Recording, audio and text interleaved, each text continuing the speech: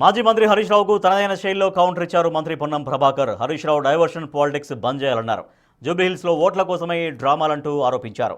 Auto డ్రైవర్లను ఆదుకునే బాధ్యత తమదంటూ భరోసా ఇచ్చారు పొన్నం ప్రభాకర్. కేబినెట్పై హరీష్ రావు ఆరోపణలు అవాస్తవమంటూ ఆయన విజ్ఞతకే వదిలేస్తున్నానన్నారు. జూబ్లీహిల్స్లో నవీన్ యాదవ్ గెలుపు ఖాయమన్నారు. మరింత సమాచారాన్ని మా ప్రతినిధి వాసు అందిస్తారు. ప్రస్తుతం జూబ్లీహిల్స్ ఎన్నికలకు సంబంధించి కూడా రాష్ట్ర వ్యాప్తంగా హాట్ టాపిక్ నడుస్తూ ఉంది. అధికార పార్టీ ప్రతిపక్షం పోటాపోటీ ఆరోపణలు చేస్తూ ఉన్నాయి. ఏకంగా ముఖ్యమంత్రిని క్యాబినెట్ను ఎక్కుపెట్టి ప్రతిపక్షం ఆరోపణలు చేస్తుంది. దీనికి సంబంధించి మనతో పాటు మాట్లాడడానికి పొన్నం ప్రభాకర్ ఉన్నారు. మంత్రి గారు సార్ చూస్తూ ఉన్నాం.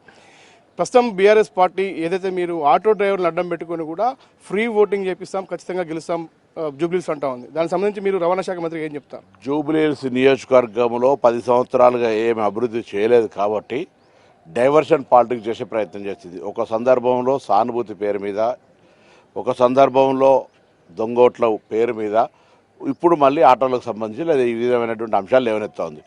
నేను జూబ్లీహిల్స్ ఉప ఎన్నికలకు సంబంధించి లిమిట్ అయి మాట్లాడే సందర్భంలో జూబ్లీహిల్స్ ఉప ఎన్నికల్లో మీరు మీ 10 సంవత్సరాల అభివృద్ధి చెప్పండి, మేము మా 2 సంవత్సరాల అభివృద్ధి చెప్దాం, మీ అభ్యర్థి గురించి మీరు చెప్పండి, మా అభ్యర్థి గురించి మీరు చెప్దాం. కానీ అవన్నీ ఏం చెప్పకుండా ఈ రాష్ట్రాన్ని మొత్తం అప్పులమయం చేసి ఆర్థిక సంక్షోభంలో నెట్టి కొన్ని పథకాలు అమలు కావడానికి సంబంధించి ఇబ్బందికర పరిస్థితి ఉండేటువంటి ఈ పరిస్థితుల్లో వాళ్ళ అంశాలను లేవనెత్తుతున్నారు. వాళ్ళు అనేకమైన హామీలు 3016 రూపాయలు నిరుద్యోగ వృత్తి కావచ్చు, డబుల్ బెడ్రూమ్ కావచ్చు, దరిద్రకు 3 ఎకరాలు కావచ్చు, ఇట్లా అనేకమైన హామీలు అమలు చేయని ఉన్నాయి. మేము ఈరోజు ఇప్పటికే రేషన్ కార్డులు ఇవ్వడం కావచ్చు, సన్న బియ్యం ఇవ్వడం కావచ్చు, 200 యూనిట్ల ఉచిత విద్యుత్ ఇవ్వడం కావచ్చు, మహిళలకు బస్సు సౌకర్యం కావచ్చు, ఇవన్నీ కలగజేసినాం. అదే మాదిరిలో ఆటో కార్మికులకు సంబంధించి సంవత్సరానికి 12,000 ఇచ్చే వాగ్దానం మాది ఉంది. ఆటో కార్మికుల తెలంగాణ ఉద్యమకారులు వాళ్ళంతా నా కుటుంబ సభ్యులు, వాళ్ళకు తప్పకుండా ఇచ్చే బాధ్యత మాది, మా ప్రభుత్వం ఇస్తుంది. సమయం కొంచెం జాప్యం జరగచ్చు, ఇచ్చే బాధ్యత మాది. విశ్వాసం ఉండే ఇటువంటి రాజకీయంగా వాడుకోవడానికి మాత్రమే మిమ్మల్ని మీ ఆటోలలో తిరుగుతూ ఉన్నారు. ఆటోలలో ఇటువంటి పెద్ద మనుషులు కావలసుకొని రాజకీయంగా తిరిగి అవమానపరిచే ప్రయత్నం చేస్తారని నేను భావిస్తాను.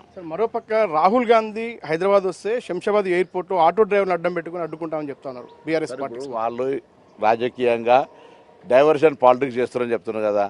జూబ్లీహిల్స్ ఎన్నిక జరుగుతుంటే, ఉప ఎన్నిక జరుగుతుంటే జూబ్లీహిల్స్కు సంబంధించి 10 సంవత్సరాలు చేసే అంశాల గురించి మాట్లాడితే సంతోషపడతాం. రమ్మంటున్నా జూబ్లీహిల్స్ యూత్ కూడా చౌరస్తా మీద వాళ్ళు ఏం చేశారు, మేమేం చేశారో చర్చ చేసుకుందాం. ప్రధానంగా క్యాబినెట్ సంబంధించి రీసెంట్గా బీఆర్ఎస్ పార్టీ హరీష్ రావు కూడా చాలా స్పష్టమైనటువంటి కీలక వ్యాఖ్యలు చేశారు. ఆయన చూసినట్టుగానే చెప్తా ఉన్నారు. క్యాబినెట్లో మంత్రికి, సీఎంకి సంబంధించి, మంత్రులకు సంబంధించి పెద్ద ఎత్తున వాగ్వాదం జరిగింది, పెద్ద చర్చ జరిగింది అనేది పెద్ద రాష్ట్ర వ్యాప్తంగా హాట్ టాపిక్గా మారింది. ఏం చెప్తారు సార్ మీరు క్యాబినెట్లో? సీతక్క గారు ఇప్పటికీ ఒక మాట చెప్పారు, నేను పుట్టిన తల్లిదండ్రుల ప్రమాణం చేసి చెప్తున్నా అని చెప్పి. మరి గౌరవ లక్ష్మణ్ కుమార్ గారు స్వయంగా దేవాలయానికి వచ్చిండు.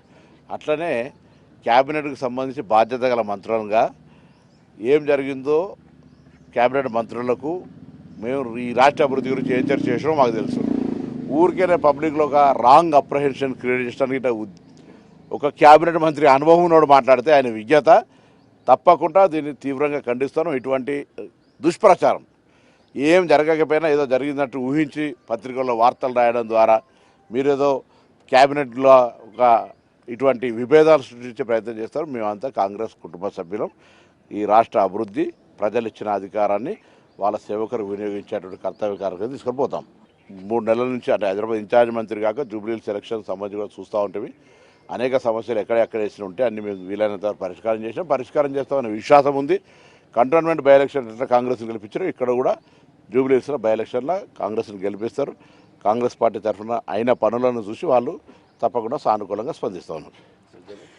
ఇది మొత్తం మీద పొన్నం ప్రభాకర్ ఏదైతే ఈరోజు బీఆర్ఎస్ పార్టీ ఆటో డ్రైవర్లను అడ్డం పెట్టుకున్న రాజకీయానికి సంబంధించి డైవర్షన్ పాలిటిక్స్లకు పాల్పడుతుంది. ఎలాగైనా అంటే తప్పుదోవ పట్టించి జూబ్లీహిల్స్ ఎన్నికల్లో గెలిచే ప్రయత్నం బీఆర్ఎస్ చేస్తుంది. కానీ ఎట్టి పరిస్థితుల్లో కాంగ్రెస్కు గతంలో హైదరాబాద్ ఉప ఎన్నికలకు సంబంధించి కంటోన్మెంట్లో ఏం జరిగిందో జూబ్లీహిల్స్లో అదే జరగబోతోంది. ఖచ్చితంగా కాంగ్రెస్ అభ్యర్థి నవీన్ యాదవ్ గెలవబోతా ఉన్నాడు. ఖచ్చితంగా ఆటో వాళ్ళకి ఇచ్చినటువంటి హామీని నిలబెట్టుకుంటామని మాత్రం రవాణా శాఖ మంత్రి పొన్నం ప్రభాకర్ చెప్తా ఉన్నారు.